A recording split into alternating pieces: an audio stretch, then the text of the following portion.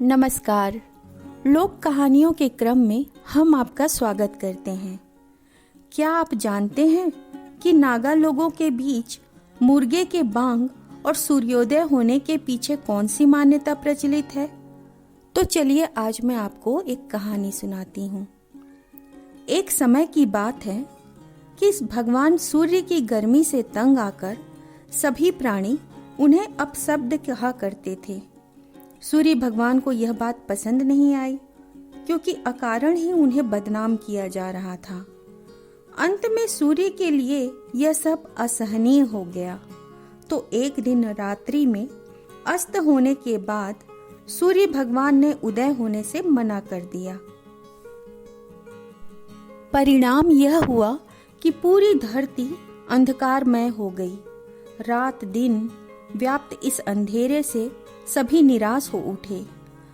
उन्होंने अपने कष्टों की गाथा सूर्य को सुनाई और अपने अपशब्दों के लिए क्षमा मांगते हुए भगवान सूर्य से पुनः उदय होने का निवेदन किया। किंतु सूर्य भगवान ने फिर से उगने के लिए एकदम मना कर दिया।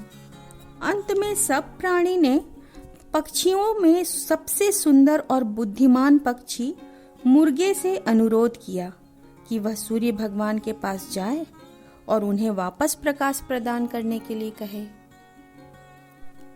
मुर्गा सब प्राणियों का अनुरोध ठुकरा न सका और सूर्य भगवान के पास विनती करने के लिए चल दिया।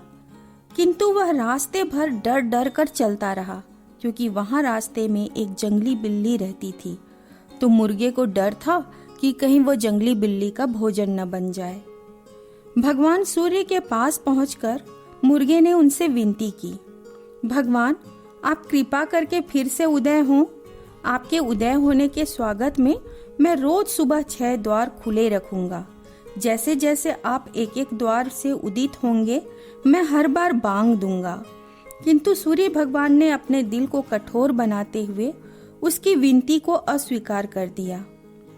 असफल होकर लौटते हुए मुर्गे ने कहा, भगवान मैं बहुत दूर से आपके पास चलकर आया हूँ। आप मुझसे कम से कम इतना तो वादा करिए कि यदि लौटते समय जंगली बिल्ली ने मुझ पर आक्रमण किया तो आप मेरी आवाज सुनकर मेरी रक्षा के लिए जरूर आएंगे। भगवान सूर्य को दया आ गया और उन्होंने रक्षा का वचन दे दिया और मुर्गा लौट चला। कुछ दूर जाकर मुर्गे ने सूर्य भगवान के वचन को परखने के लिए जोर जोर से बांग दी, जबकि वहां कोई भी जंगली बिल्ली नहीं थी। अपने वचन को पूरा करते हुए भगवान सूर्य तुरंत ही उदित हो गए और उसकी रक्षा का जो वचन दिया था उसके लिए उनका आना तो तय ही था। तब से लेकर आज तक जब भी मुर्गा बांग देता है भगवान सूर्य उसकी रक्षा के लिए उदित हो जाते हैं। इसलिए सूर्योदय के साथ हम मुर्गे की बांग भी सुनते हैं। इस कहानी के अंत में चाहे जो भी सीखने को मिले, लेकिन मुझे ऐसा लगता है कि वचन या कमिटमेंट कितना जरूरी है। क्या हम इंसान होने के नाते वचनबद्ध हो सकते हैं? क्या एक मजबूत इंसान दूसरे कमजोर इंसान की सहायता कर सकता है? आप सोचिएगा जरूर। जय शकुंतला वेलफेयर फाउंडेशन और एक्सप्लोर इंडिया टीवी आदिवासी क्षेत्रों में लोक कलाकारों को संबलता देने का कार्य कर रहा है। आप हमारे इस मुहिम में हमारा साथ दीजिए और हमारा मार्गदर्शन दीजिए। आप हमारे साथ फेसबुक, ट्विटर, इंस्टाग्राम में जुड़ सकते हैं। आप हमें मेल कर सकते हैं।